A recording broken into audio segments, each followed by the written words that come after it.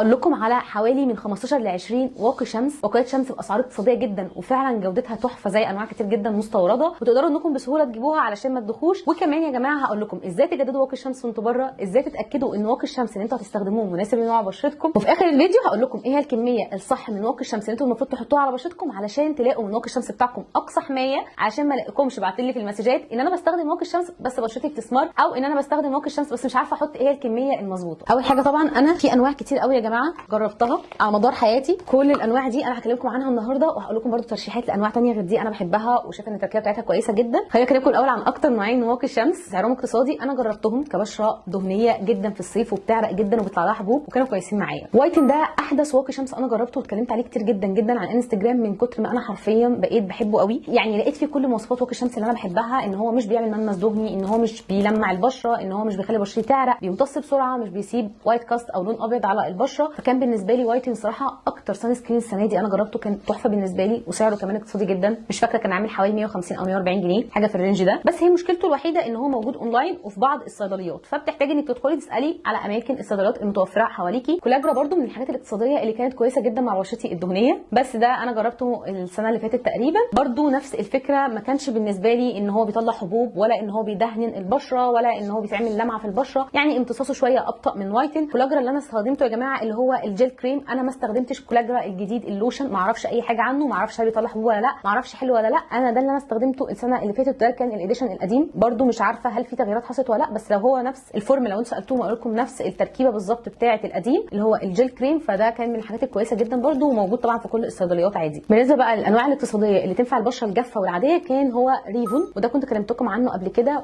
برده سعره حلو جدا، ينفع بس البشره الجافه والعاديه لانه كان شويه بيعمل ملمس دهني على البشره، وقلت لكم ان انا ما حبيتهوش كبشره دهنيه الصراحه على بشرتي. الحلو في ريفون ان هم عاملين منه اللون ابيض عادي وعاملين منه التنتد اللي هو بيبقى فيه درجه فاونديشن، فدي كانت حاجه لذيذه بالنسبه ان هو واقي شمس سعره اقتصادي جدا. شايفين بقى الانواع اللي تظهر قدامكم دي انواع انا ما جربتهاش، بس الفيدباك اللي جالي من البنات عنها ان هي فعلا كويسه، شبه انفينيتي، شبه يوفي برو، والاثنين دول عاملين للبشره الدهنيه والمختلطه وعاملين للبشره الجافه والعاديه تقدروا انكم تستخدموهم. في نوعين واقي شمس انا جربتهم بس مش معايا دلوقتي، اي سي ام سان سكرين، ده كان من اوحش واقيات الشمس اللي انا جربتها، بجد سيء جدا جدا ما رشحوش لاي حد. وتاني واحد كان الالترا سان سكرين، ده من واقيات الشمس التحفه بقى اللي انا جربتها، بس هو سعره طبعا غالي شويه. الفكره ان العبوه كان حجمها كبير، بلس ان هو بيتجدد كل 6 ساعات، فده حاجه تحفه، انت ممكن تكوني اصلا خلصتي مشوارك وروحتي مش محتاجه انك تجدديه بره. الانواع بقى اللي قدامكم دي حرفيا من احلى الانواع الكوريه للبشره، وبجد كل الناس اللي جربتها، انا لغايه دلوقتي ما جربتش اي نوع كوري بس ناويه ان انا ان شاء الله اجربهم، شكروا فيهم جدا، بلس ان سعرهم يعتبر اعلى شويه من سعر واقي الشمس المصري، وفي نفس الوقت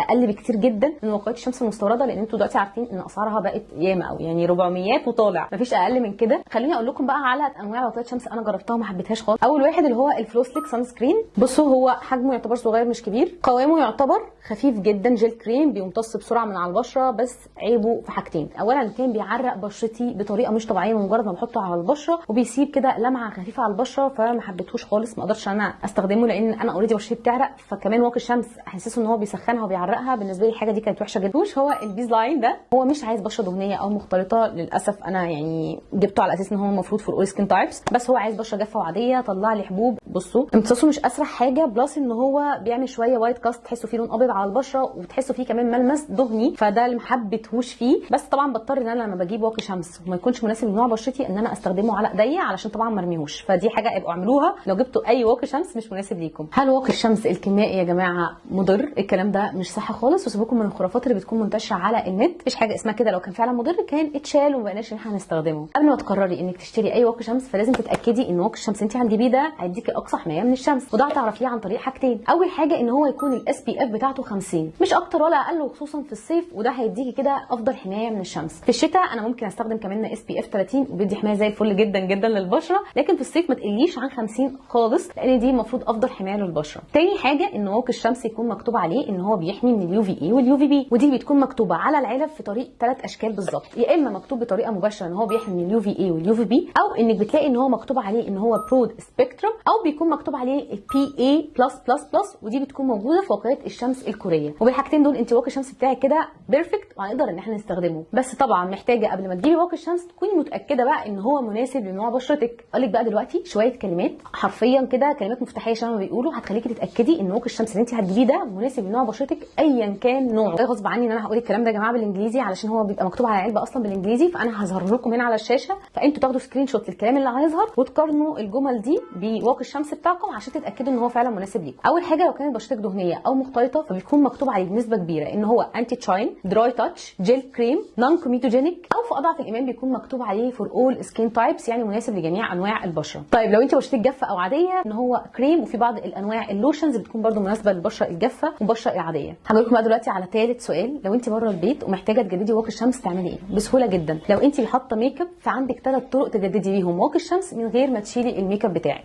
اول حاجه هتشتري واقي شمس سبراي زي الانواع دي، او هتشتري واقي شمس يكون ستيك، طبعا ده هيكون سهل انك تجددي فوق الميك اب بتاعك. طب لو انت مش بتحطي ميك اب فالثلاث طرق الاولانيين دول ينفعوا جدا معاكي، او انك تستخدمي عادي واقي الشمس بتاعك. وفي حال انك هتستخدمي واقي الشمس بتاعك فانت محتاجه تمسحي بشرتك قبل ما تحطيه. انا مش بحب احط واقي شمس فوق واقي شمس وفي تراب وفي دهون، يعني كركبه بره بتحصل على البشره، فعلشان ما يحصلش بيلد اب للدهون دي كلها بيبدا ان هو يظهر لنا حبوب، وخصوصا الناس اصحاب البشره الدهنيه في الصيف بيعانوا اصلا من النقطه دي. فهتعملي ايه؟ اول حاجه انا بحبها ان انا بمشي بالسبونجات والفوط دي بتاعت ايكوي، بمسح بيهم بشرتي بسهوله جدا مجرد ما باللون بشويه ميه تكون موجودين معايا في الشنطه كده. استخدم واقي الشمس بتاعي، او تجيبي مثل الووتر، في انواع بيكون في منها عبوات صغيره بتحطيها معاكي في الشنطه، ويكون معاكي مناديل تمسحي برده بشرتك، وبعد كده بتجددي بواقي الشمس بتاعك. هم دول الطريقتين اللي انت تقدري تمسحي بيهم بشرتك وانت بره البيت من غير ما تكوني محتاجه تدخلي حمام والكلام ده كله. هي جاست بس يكون معاكي شويه ميه في شنطتك مع مرايه بسيطه تمسحي بشرتك، وبعد كده تحطي واقي الشمس بتاعك عادي جدا. وبكده هتكوني وفرتي على نفسك انك تجيبي سبراي واقي شمس او نوع تاني يكون تكلفه زياده عليكي. اخر حاجه بقى مهمه قوي وهي ازاي تحطي واقي الشمس بطريقه صح. بصوا يا جماعه، لو احنا هنحط واقي الشمس لبشرتنا بس بالنسبه للناس المحجبه فاحنا بنكون محتاجين مقدار بالظبط صباعين. طيب لو احنا هنحط واقي الشمس لبشرتنا ورقبتنا هيكون بالظبط مقدار 3 صوابع من واقي الشمس. انا بعمل تريكايه كده بسيطه جدا بتخليني احط واقي الشمس بسهوله من غير ما احس ان هو مغير على بشرتي، وهي كالتالي هوريها لكم. بصوا يا جماعه، اول حاجه انا باخد صباع من الصباعين دول، باخد نصه